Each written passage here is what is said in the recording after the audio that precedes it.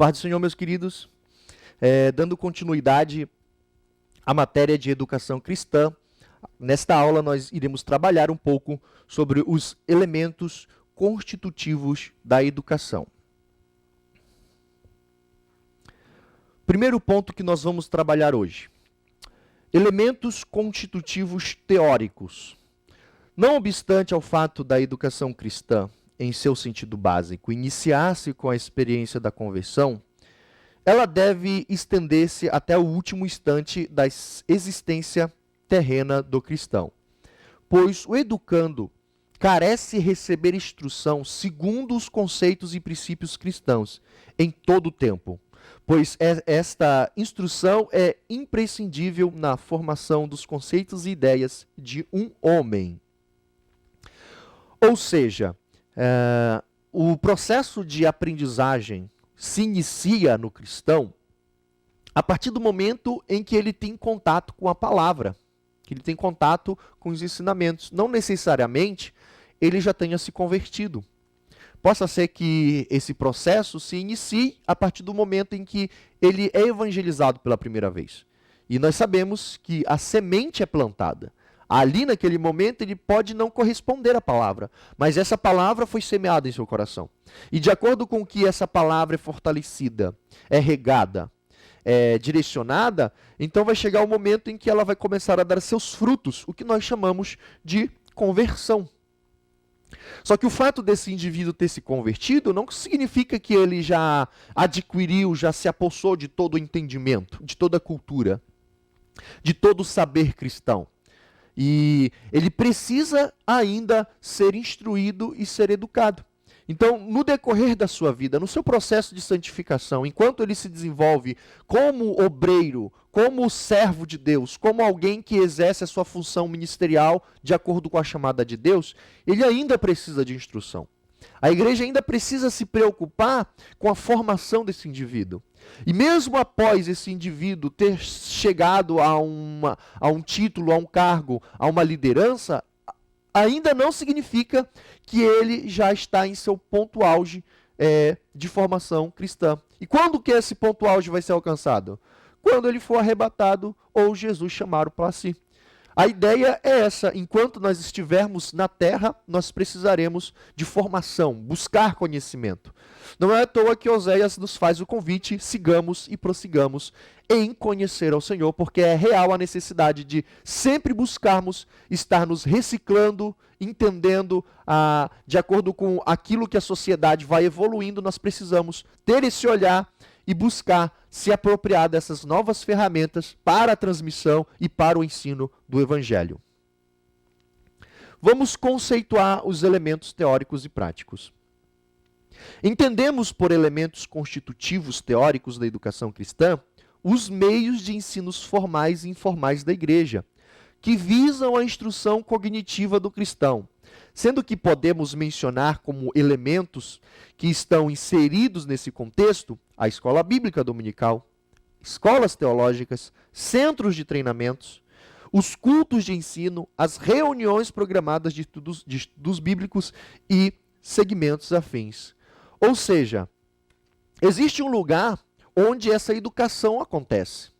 Tanto que ela seja formal ou informal, a educação cristã, ela precisa ser pensada, ela precisa ser moldada.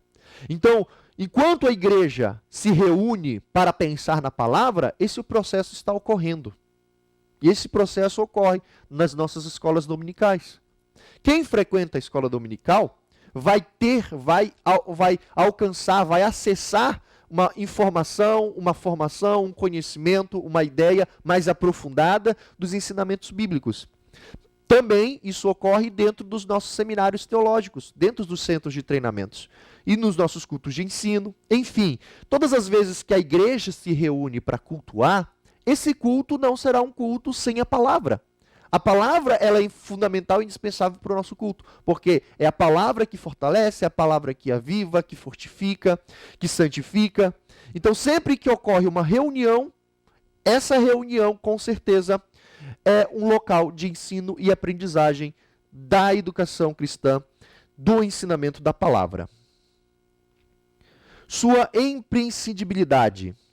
Estes núcleos supracitados, esses núcleos que nós acabamos de citar, possuem caráter imprescindíveis, pois são por meio deles que se suprem paulatinamente as necessidades cristãs de cunho intelectual do homem. São por eles que se responde aos questionamentos da família, às muitas perguntas e dúvidas do adolescente, ao jovem e suas questões existenciais, enfim, todos quantos necessitam de formação do pensamento, em especial do pensamento bíblico teológico. Por que nós temos que ter esse olhar? Por que nós temos que pensar que quando a gente se reúne na escola dominical, aquilo ali não é um momento aleatório, aquilo ali é um momento fundamental e indispensável. Não tem como você remover da igreja o ensino, aqueles momentos pensados para se transmitir a verdade da palavra de forma mais aprofundada, pensando no todo, porque se nós removermos isso, nós vamos deixar vulneráveis as pessoas que estão formando-se quanto cristão. Nós temos que pensar que a formação cristã, o desenvolvimento intelectual, espiritual, moral das crianças, dos adolescentes, eles perpassam por esses momentos pensados. E é por isso que esses momentos eles precisam ser pensados com seriedade, com responsabilidade. Quem assume tal postura, quem se propõe a liderar nessas condições, precisa entender que é responsável pela formação de indivíduos. E o sucesso, muitas das vezes, desse indivíduo depende da qualidade dessa aula. E por isso essa aula, essa transmissão, esse ensino precisa ser feito com excelência, pensando que os questionamentos existenciais desses seres precisam ser supridos. E quem está transmitindo, esse mestre, este professor, precisa ter essa noção, precisa ter esse entendimento, precisa ter essa sensibilidade de que tem que transmitir um ensino de qualidade que vá suprir, que vá alcançar as dúvidas, que vá alcançar as necessidades deste indivíduo, para que a formação dele venha a ser plena e futuramente ele venha a ser um cristão que tenha suas convicções, que tenha a sua determinação moral, que tenha a sua intimidade com Deus estabelecida por conta do seu ensinamento, por conta da sua formação, por conta da educação que está recebendo na igreja. O que esses elementos deveriam ser? Agora a gente vai pensar como as instituições, como esses momentos pensados, como esses elementos que foram citados acima deveriam ser e como eles são de fato, muitas das vezes. Esses elementos deveriam ser os meios de educação formal e informal que operam na vida da igreja, visando ajudar cada pessoa a adquirir conceitos inteligentes acerca da Bíblia, das grandes realidades da fé cristã, do movimento do cristianismo e da igreja, de uma forma mais intrínseca. Eles deveriam ser os meios produtores do genuíno e sadio alimento espiritual, que o educando deve receber por meio do estudo claro, metódico e progressivo da palavra de Deus, a fim de ter um conhecimento cognitivo correto das coisas divinas. Ou seja, qual é o ideal da escola dominical? Qual é o ideal de um seminário teológico? Qual é o ideal de um centro de treinamento? Qual é o ideal do momento de culto de ensino? É que esse momento, essa instância, esse elemento, ele seja efetivo. Ou seja, a pessoa que chega ali com uma necessidade de conhecimentos da palavra, ele saia dali sarado, sanado. O seu desejo de conhecimento, a sua necessidade, ela de fato seja suprida. Esse é o ideal. Que a pessoa ela chegue a um desenvolvimento cognitivo, a respeito das doutrinas, a respeito dos ensinamentos, ele consiga ter a capacidade de observar uma pregação e identificar se existe uma heresia ou não. Se existe um ensinamento ali que não está adequado. Se existe uma informação que está sendo transmitida de forma prejudicial à igreja. Que ele possa ter a capacidade, então, de observar, analisar, reter aquilo que de fato é verdadeiro, porém rejeitar aquilo que não vai edificar a sua vida. Então, pensamos que essas instâncias que nós citamos, esses elementos que são o meio, o canal onde deve e ocorre o ensinamento cristão, ele deve ser eficiente em preparar e em formar os cristãos, de forma geral, na sua corrida e na sua caminhada cristã, para que ele não se torne uma presa de heresias, de falsos ensinamentos, vindo apostatar da fé, vindo se afastar dos caminhos, vindo se desviar da palavra e, portanto, se afastar de Deus. Mas que seja efetivo o ensinamento para que essa pessoa esteja fortalecida, solidificada e continue a sua caminhada com Deus. O que elas muitas das vezes têm sido na prática?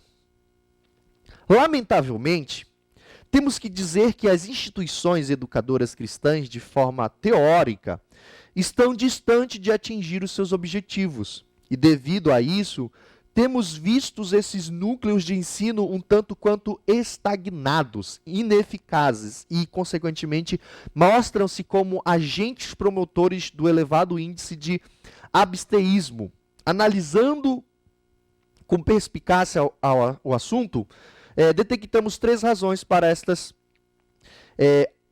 acontecimentos. Antes da gente ir para as 3 razões, para os 3 motivos por que muitas das vezes essas instâncias, esses elementos falham, é importante ressaltar que muitas das vezes esses meios por onde a palavra deveria ser ensinada, eles estão falhando e justamente estão falhando pela sua formação.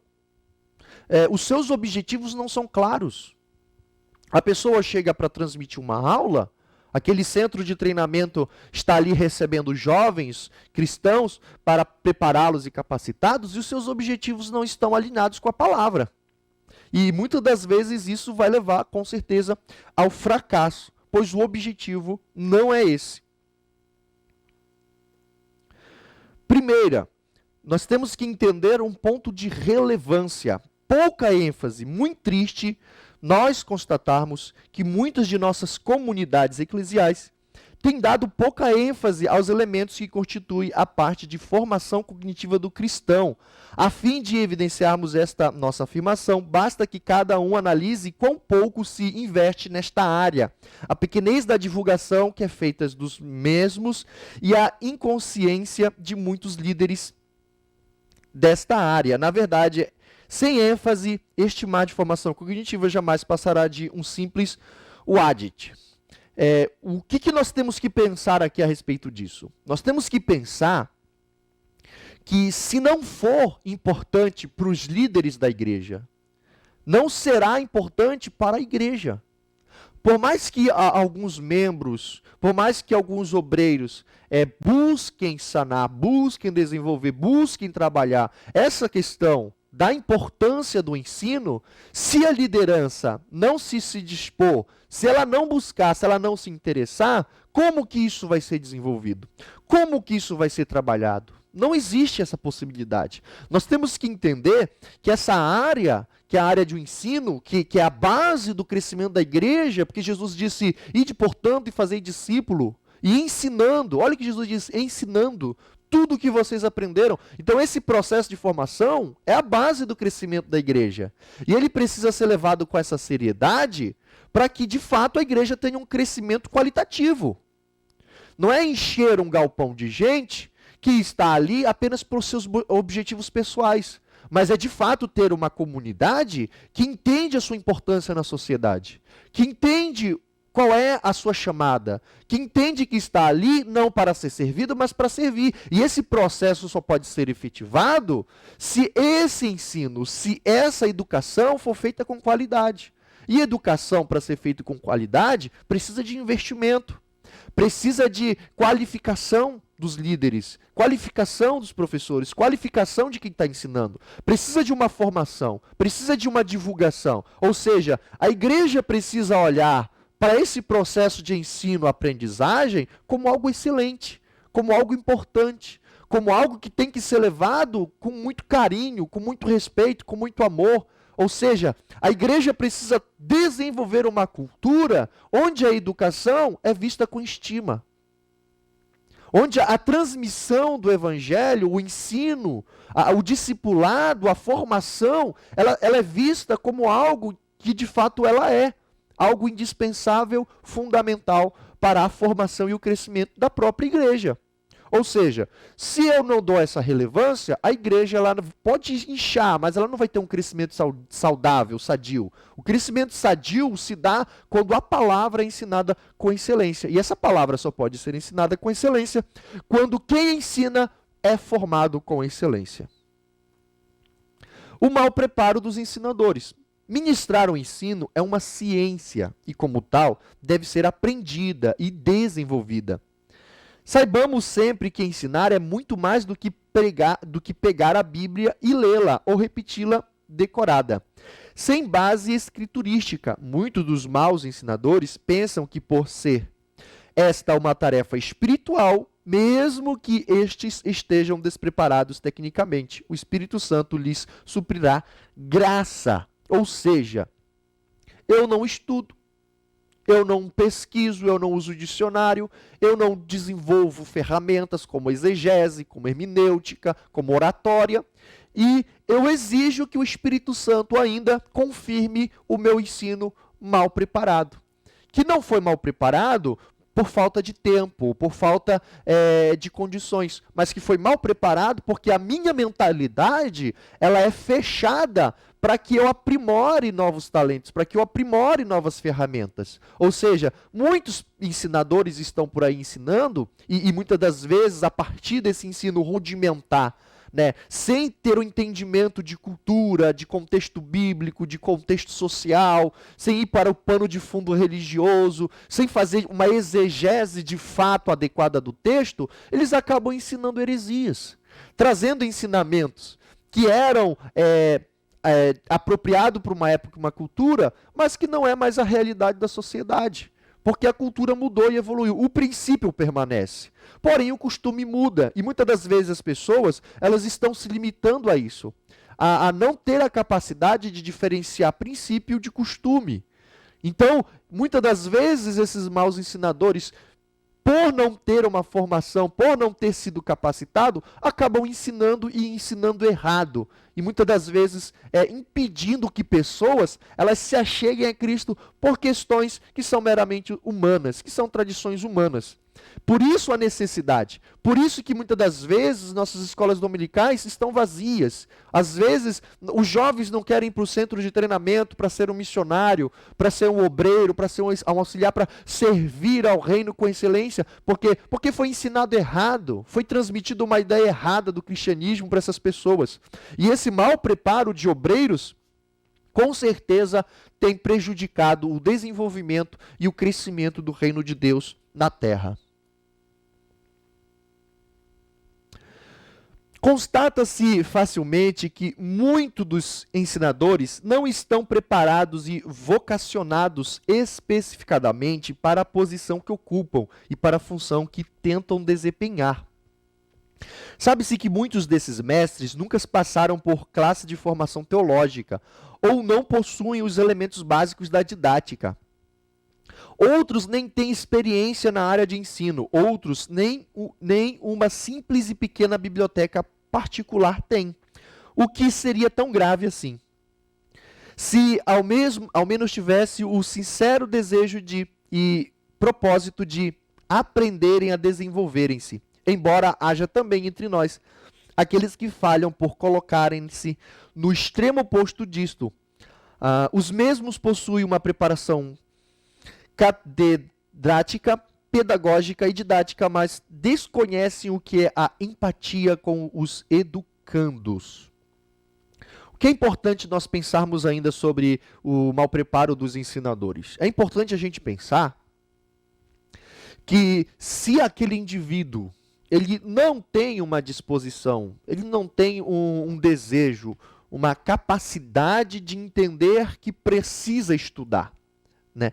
Nós vivemos, infelizmente, na realidade do nosso país, uma condição em que o indivíduo brasileiro, ele não tem prazer na leitura, ele não tem prazer no estudo. Ele estuda para trabalhar, ele se forma por causa do salário. Ele não busca o conhecimento, a informação, o estudo para questão de formação pessoal, para questão de conhecimento, de informação, de desenvolver como ser, de entender a realidade social.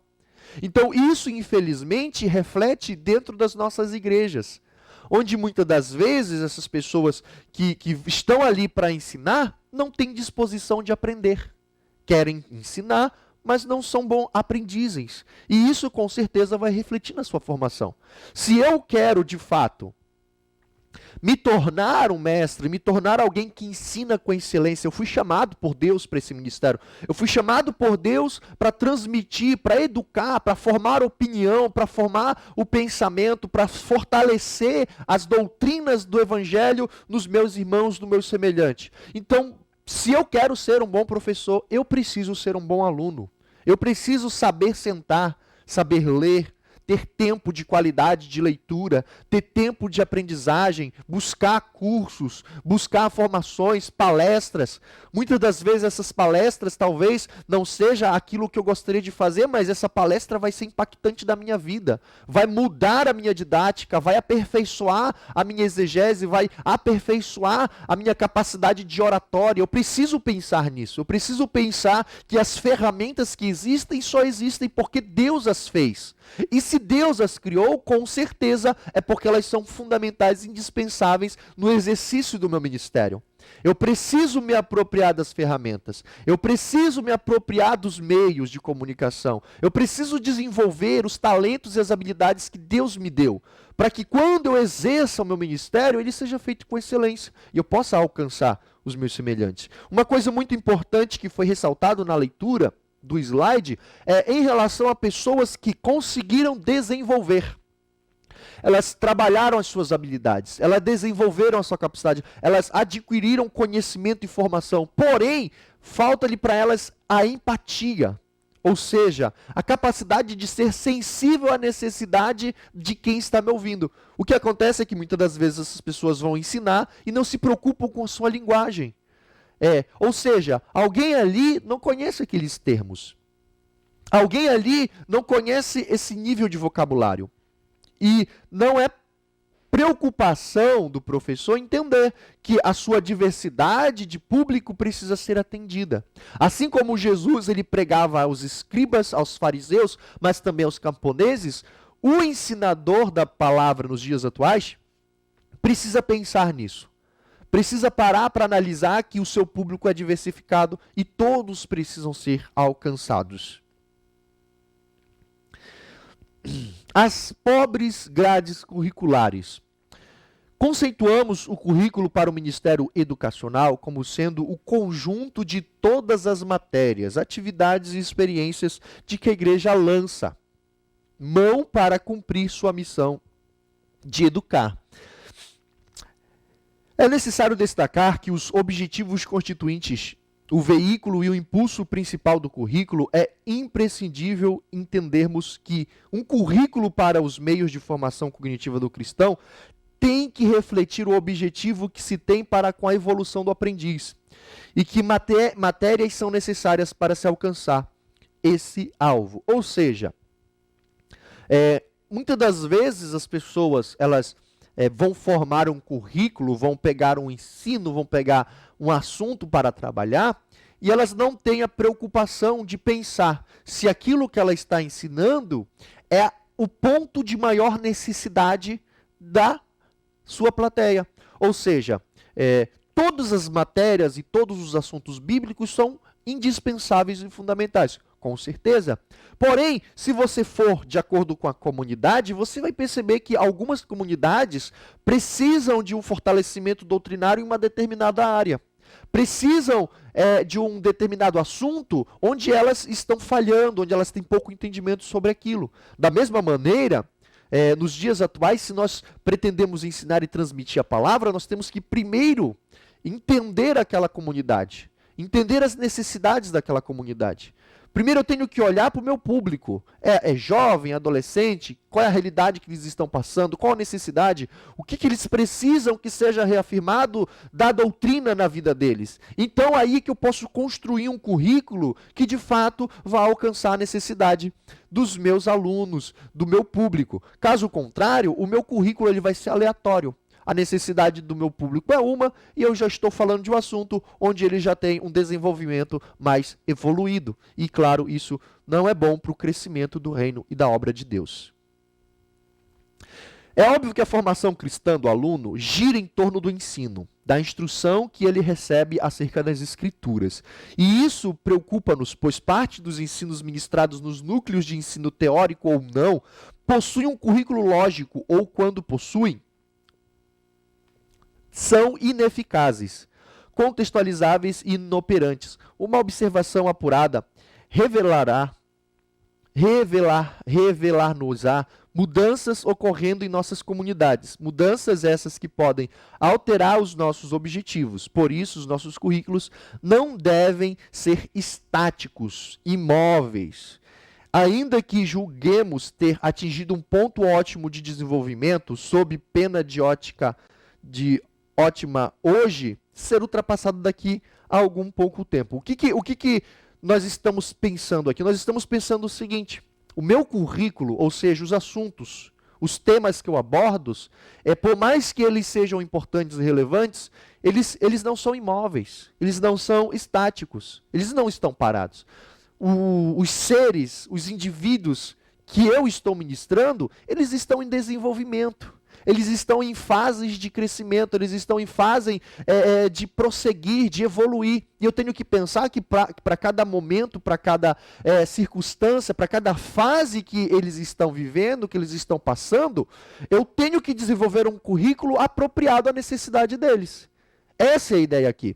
Ou seja, um assunto que eu trabalho com excelência hoje e está sendo efetivo na vida de alguém, não necessariamente vai continuar com excelência e sendo eficaz na vida deste mesmo indivíduo amanhã. Eu tenho que pensar que a necessidade dele hoje é uma e amanhã a necessidade dele será outra. E eu tenho que estar flexível para essa adaptação, onde eu consigo inserir, onde eu consigo sentir, nomear a real necessidade e suprir a necessidade deste meu semelhante.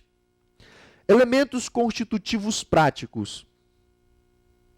É indiscutível que a aprendizagem se processa através da atividade do educando, isto é, aprendemos fazendo. É altamente frustrante para o aluno não ter oportunidade de praticar aquilo que procura aprender.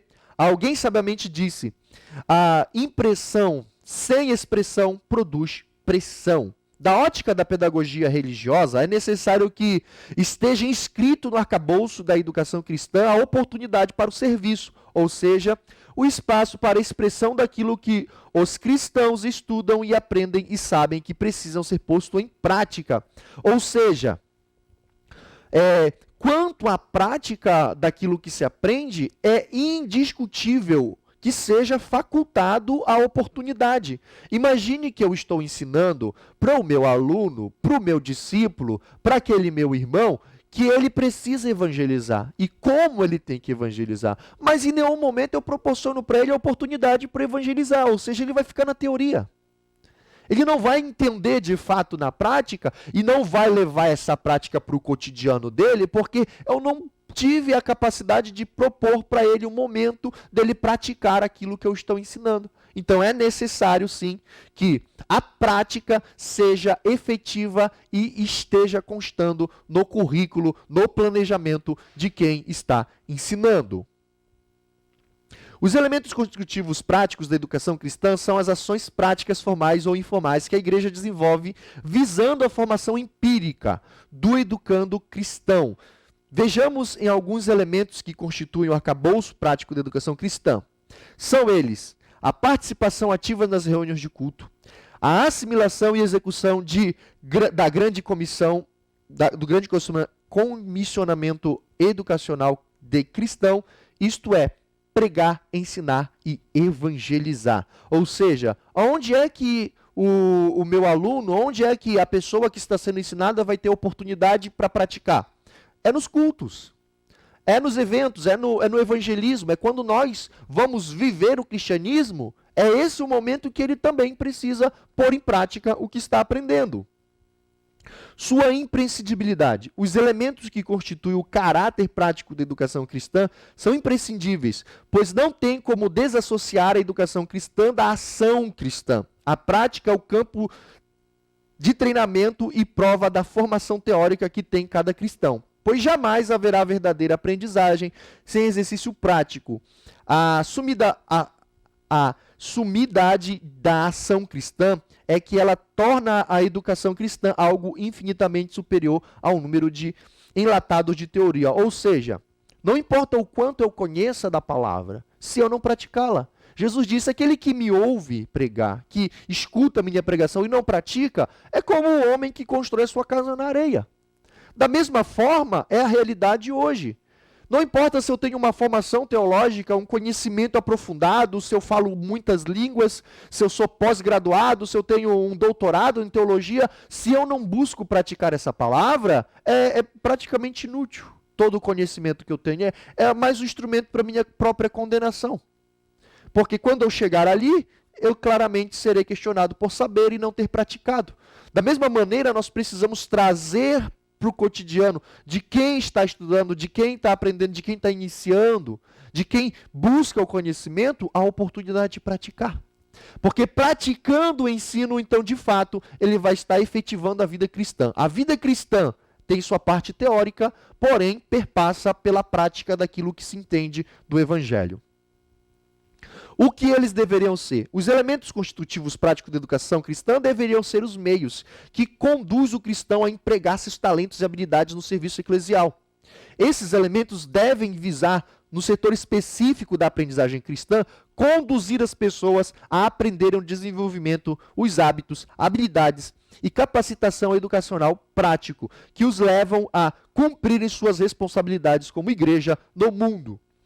Ou seja, as oportunidades que o educando cristão recebe, elas devem visar o pleno desenvolvimento do indivíduo como servo de Deus, como obreiro, como alguém que está sendo formado para ensinar o evangelho no seu cotidiano e na sua vida. Esses elementos deveriam ser, em um sentido mais amplo, o condutor que leva o povo a aprender a cultuar a Deus, não somente fundamentado no conhecimento litúrgico adquirido através da educação teórica, mas também pela participação e prática interna desses fundamentos, e externamente na sua função mais elevada.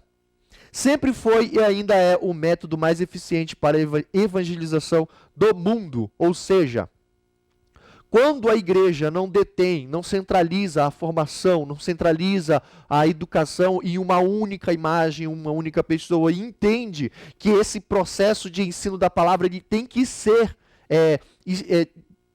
repartido, compartilhado por toda a igreja, e se pensa como essas pessoas estão se apropriando desse ensinamento e como elas devem compartilhar esse ensinamento, então, de fato, a nossa grande comissão de evangelização mundial ela vai ter grande sucesso, porquanto os nossos professores, os nossos obreiros estão tendo uma formação adequada em seu processo de desenvolvimento como cristão e como obreiro na casa de Deus. O que elas têm sido? No que se diz respeito ao seu contexto interno, o que temos contestado é que os educando, que em sua maioria são leigos, têm tido uma pequena e restrita participação na prática litúrgica, pois em sua grande maioria os sistemas de culto são clérigos e desta forma mostram-se tremendamente ineficazes como agente prático da educação. Em alusão ao contexto externo, podemos explanar que, em alguns segmentos, a participação do educando é feita de forma ilógica e ineficaz, devido ao seu mau preparo teórico, enquanto que, em outros segmentos, alguns recebem o preparo teórico, mas não fazem uso de tal prática. Portanto, cremos que este seja um tema que necessita ser profundamente analisado a fim de ser alcançado para que os resultados sejam mais eficazes.